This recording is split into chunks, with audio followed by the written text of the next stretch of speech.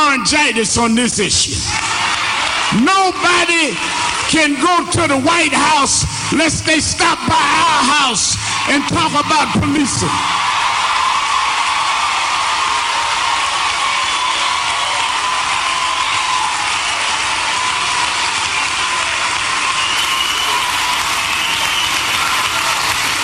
Let me be clear.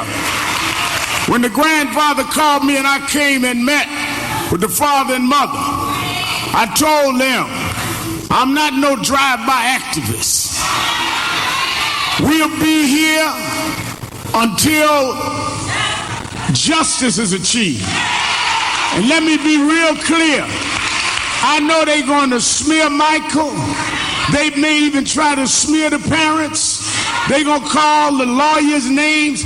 They're going to call me names. But I come from Brooklyn, a section called Do or Die Bed-Stuy.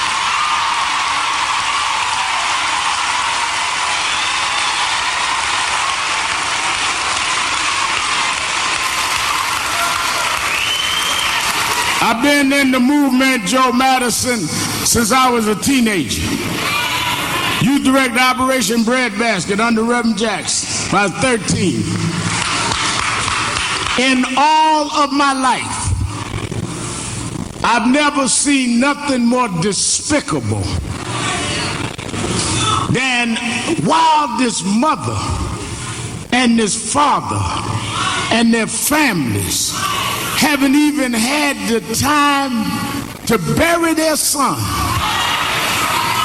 the police chief would release a tape trying to disparage his name while his mama's still weeping, while the family hasn't even laid him to rest. How can the young folk of the city believe in a system that would try to spit on the name and character of a young man who hasn't even been buried?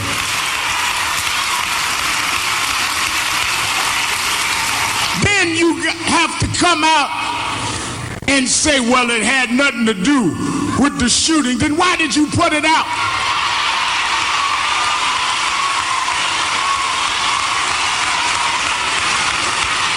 First of all, let me tell the media,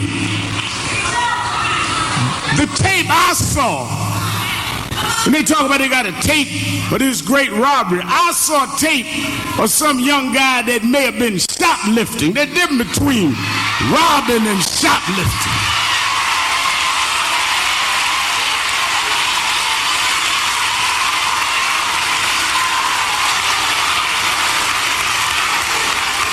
Now, I don't condone either, but you don't have to stretch it to help a smear campaign. But the issue is not whether he shoplifted. The issue is not what he did before. The issue is how a young man with no deadly threat, no life-extenuating circumstances was shot multiple times. That's the issue, and that's the issue America's got to deal with. We don't want no double talking. We don't want no backsliding. We want to know where justice is.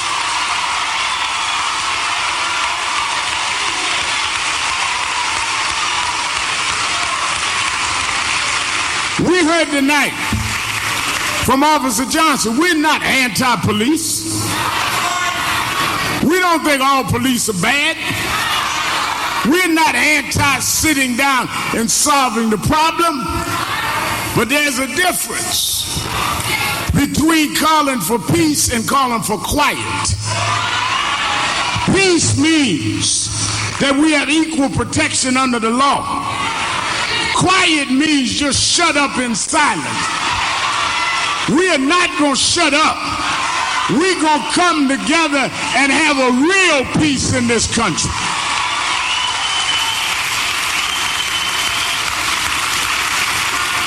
Let me clear up one misnomer.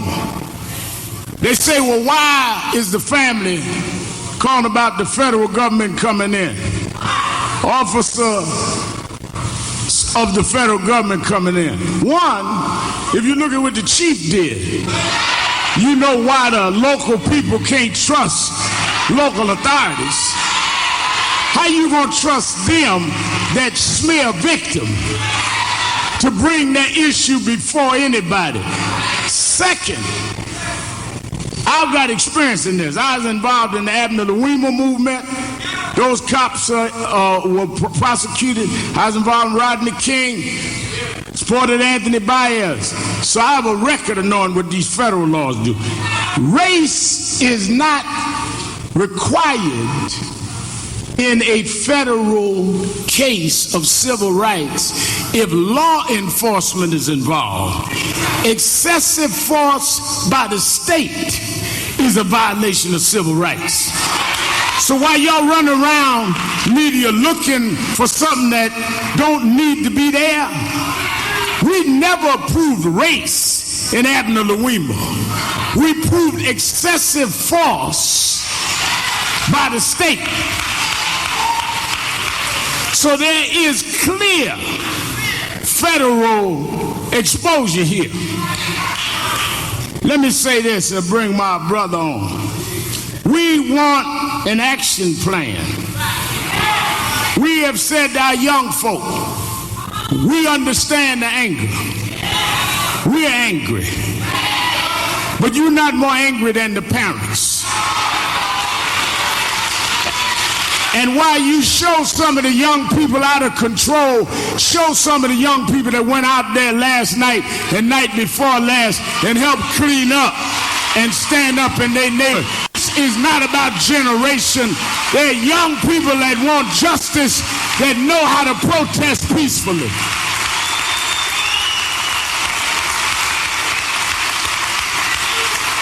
Some are angry and out of control. Others are taking advantage of it. And don't take advantage of their child. There's the difference between an activist and a thug. Don't loot in Michael's name. We are not looters. We're liberators. We're not burners. We're builders.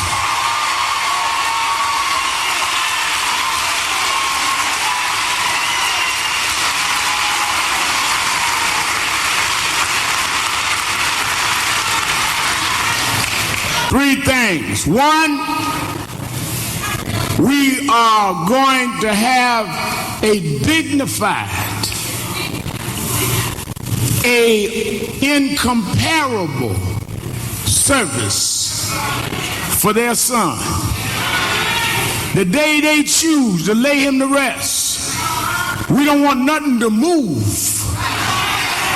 but showing our commitment to justice for this family. Second, we want to deal with the militarization of police in this country. The shocking display of military operations. We saw millions of dollars roll down all kind of military equipment like you were at war with your citizens. If you got enough money to bring all that equipment in here, you got money for jobs for these young people.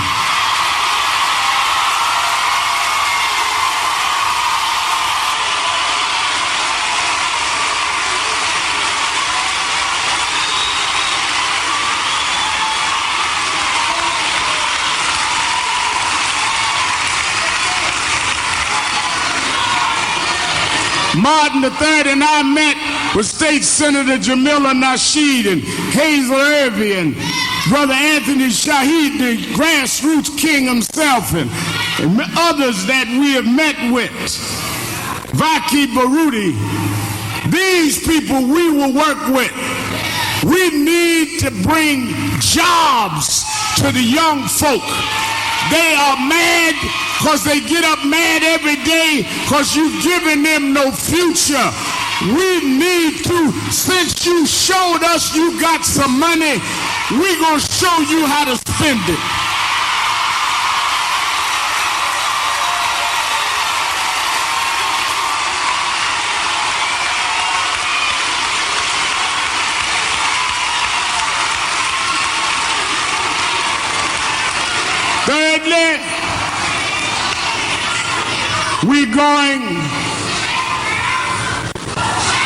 Thirdly, we're going to have a drive in this town. 67% of the city black.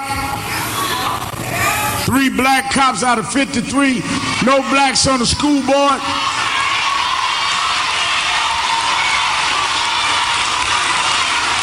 Michael Brown gonna change this town.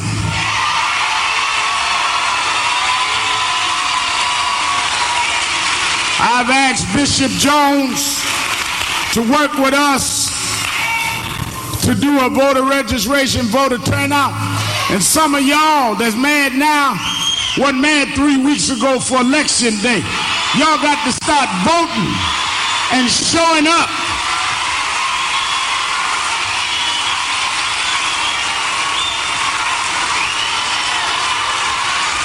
12% turnout is an insult to your children.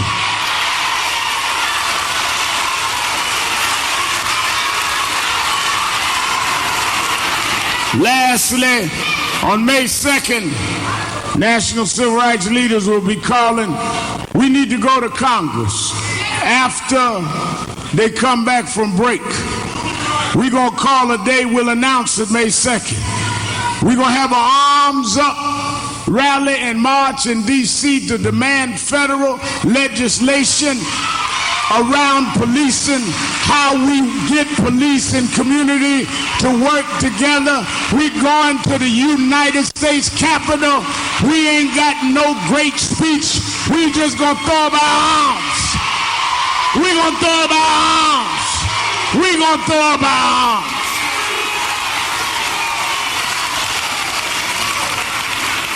We have started here. Reverend Lee, where's Reverend Lee? Reverend Toon, Reverend Lee. We started the other night with the mother and father. I asked for 100 young men and women in this community to let them come up. Hold it, Reverend Toon. I want these young people have committed, started going through training. They're going to be in the streets. Come forward, you that are here, National Action Network's Disciples of Justice, DJs, right here in Ferguson. Come on, come on, come on.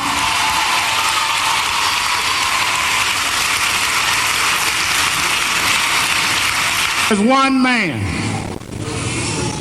whose name and image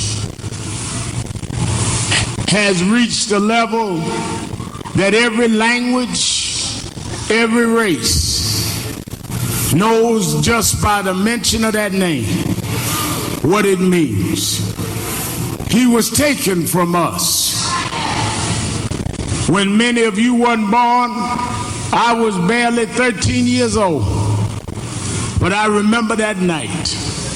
But I've been blessed to work with his oldest child. We've been to jail together in St. Louis. We laid out one morning on I-70 and forced black construction jobs. Right here, and that construction program, Johnny Fur, is still going on. I was blessed through him to work with his mother, his wife. The other night after I saw and fought back the memories of watching the tears of this mother and the grim, tight-lipped determination of the father, I called Atlanta and said, Martin, we need you to come back to St. Louis with us. And he said, I've been watching this. I didn't want to go uninvited. I said, no, the parents would be honored if you came. And I want to bring to you, a lot of folk talk Dr. King. The right wing misinterpret Dr. King. But I want to bring to you his oldest living child, his son, his namesake, that has come to